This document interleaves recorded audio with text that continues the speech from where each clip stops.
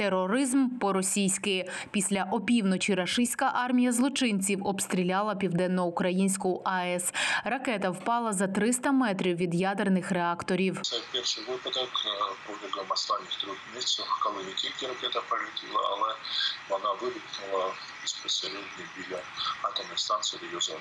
І такої потужності вибух він вже пошкодив контейнменти, які захищають ядерні реактори.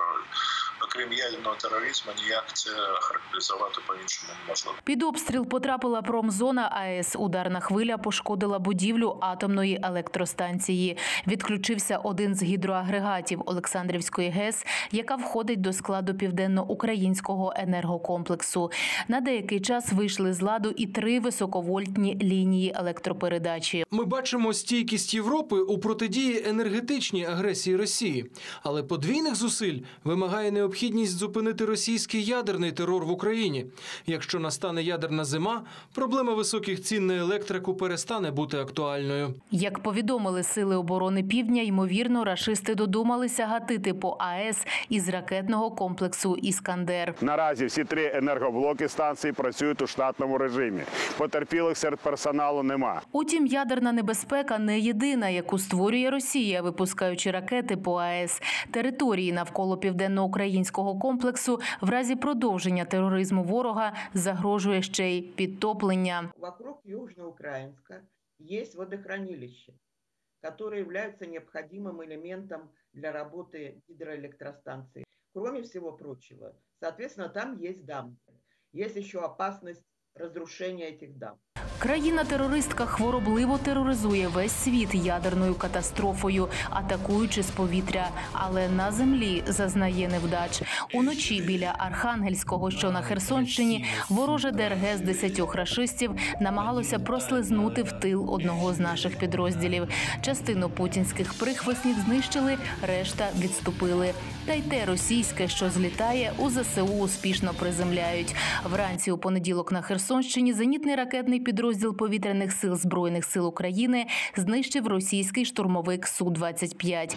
А загалом військо окупантів за весь час повномасштабного вторгнення втратило 54 650 осіб уже неживої сили, понад 2200 танків, майже 5000 бойових броньованих машин. Лише за минулу добу наші воїни знищили 4 артилерійські системи та загалом 6 одиниць автомобілів і спецтехніки рашистів.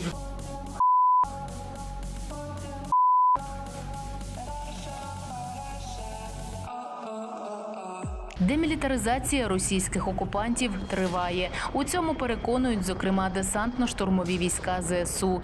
Підрозділи 80-ї десантно-штурмової бригади показали, як знищували позиції противника, палили їхню техніку та, звільняючи Ізюм, гнали рашистів.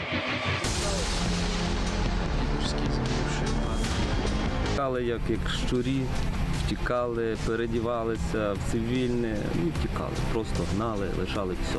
Тікають, та думаєш, та яке спати, хлопці, давайте заправляйте машини та й поїхали. Треба воювати, поки є така можливість. Лізай, сука!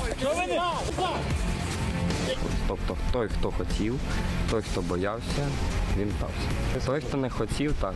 То вже що ви? Вже нічого не скаже. Дешеве, зупинок немає, вони поставили ці дрітопони. Слава Україні!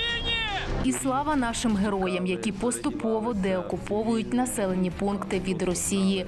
Білогорівка на Луганщині зачищена і повністю під контролем ЗСУ. Хороші новини повідомив керівник Луганської військової адміністрації. Впевнений, масштабне визволення області, забрудненої рашистами, відбудеться. Кремінна окупована і що? Це не завжди? Ні, не назавжди. Пройде певний час і ми зможемо констатувати, що Кремінна вже деокупована. Як аргумент на противагу вдалому контрнаступу ЗСУ, рашисти витягують із колоди ще одну карту для шантажу – наших полонених. Росія утримує у себе в полоні з 500 жінок, які вийшли з Азовсталі. Про це в інтерв'ю «Українській правді» розповіла керівниця патронатної служби Азову Олена Толкачова. Серед полонянок є жінки при надії. У нас по домовленості, от якраз після обміну важкими пораненими, повинні були йти жінки. Там у нас 2 вагітні жінки.